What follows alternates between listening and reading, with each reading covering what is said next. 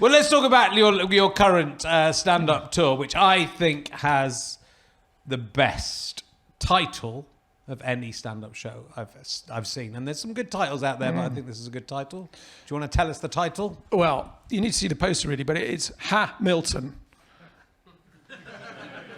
And you guess the poster. It's me going like that with a microphone. And the blurb underneath is, "This is not a musical." Milton Jones is tone deaf and he has no sense of rhythm, but at least he doesn't make a song and dance about it. And so it's the Hamilton thing. But I've done 44 of them already, and I've got another 80 or so to do, mostly after Christmas. But the other week, my support act, Tom Horton, was on, and it was the first time anyone went, "This isn't a musical."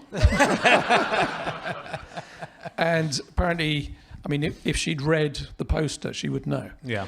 But her husband bought her tickets for her birthday. He must have been going, "These are cheap. This is good. This is good." Yeah. So the audience thought it was hilarious. But I loved the corollary of that.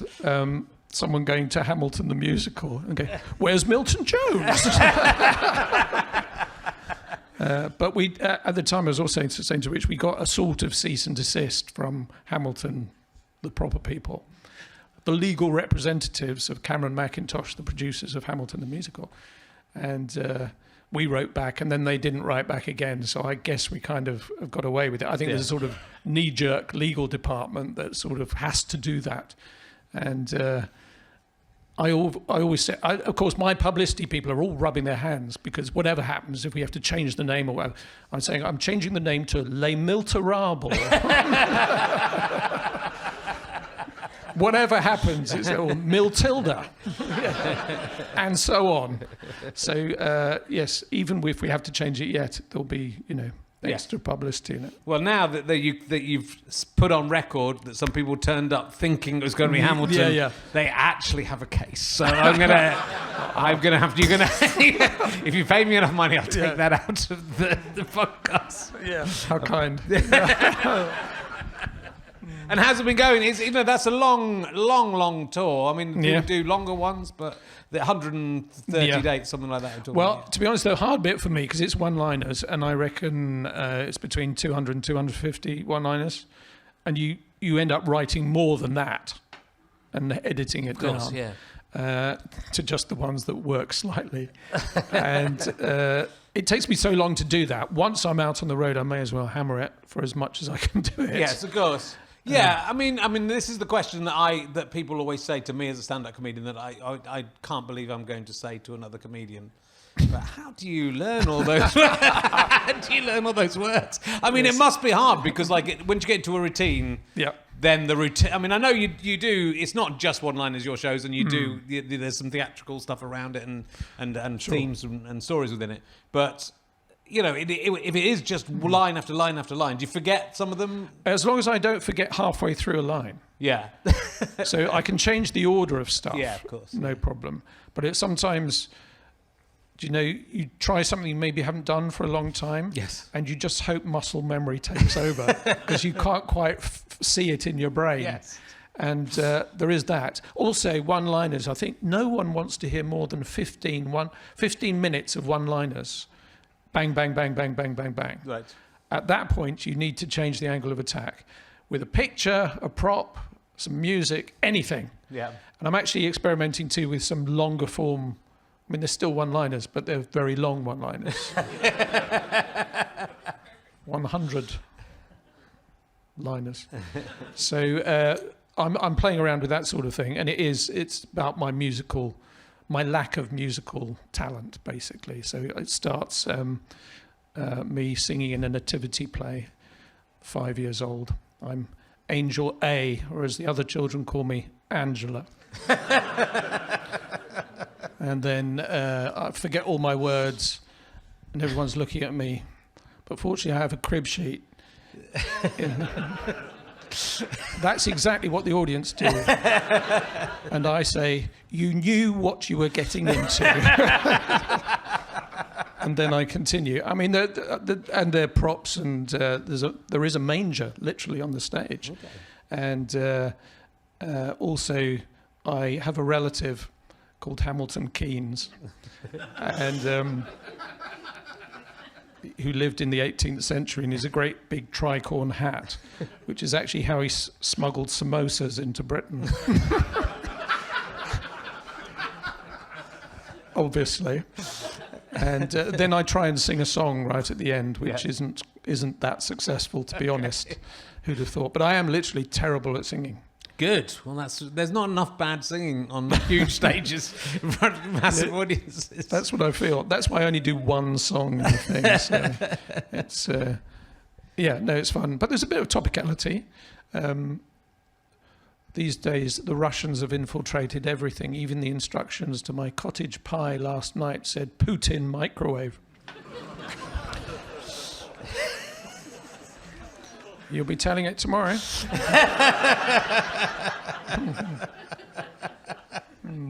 Good. But it's a real skill, you know, and we were talking a little bit about the difference between different comedians and the way they approach things. But like for me, writing a one-liner, if I do one a year, I feel like I'm the king of the world. So the idea of having to write 250 for a tour, it is, you know, it must be quite a tortuous process, right? Sure. Because like, I wait for them to for two ideas to collide in my head, and then you might get something out of that. But you must be sitting down, reverse engineering a lot of stuff, I'm guessing. Reverse engineering is the phrase, actually. So you start with a punchline,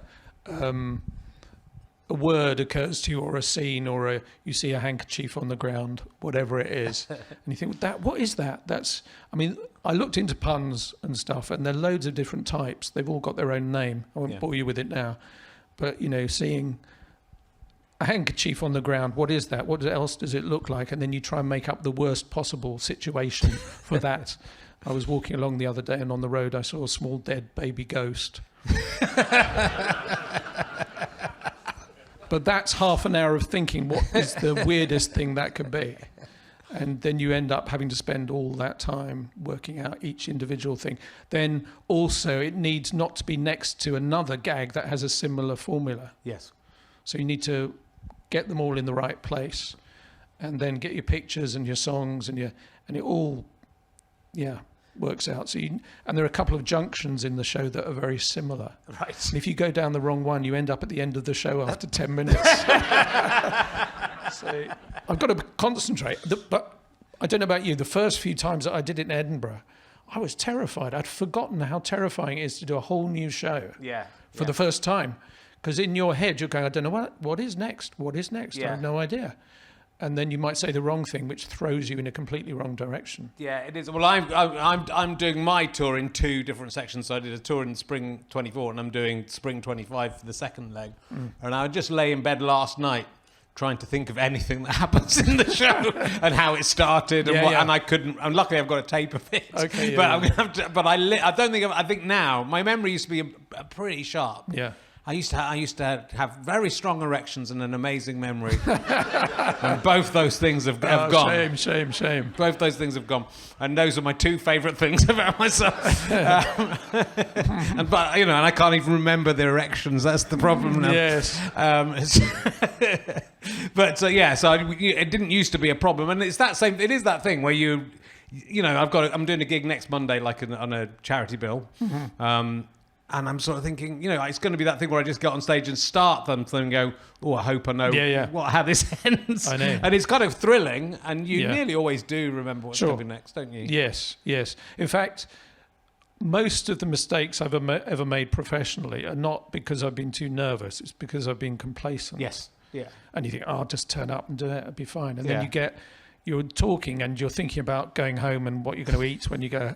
And then all of a sudden you realise there are 1,000 people in your face and you've no idea what you've just said. And you've got to get out of it somehow. And fortunately, my character can go, sort of pull it off to some degree.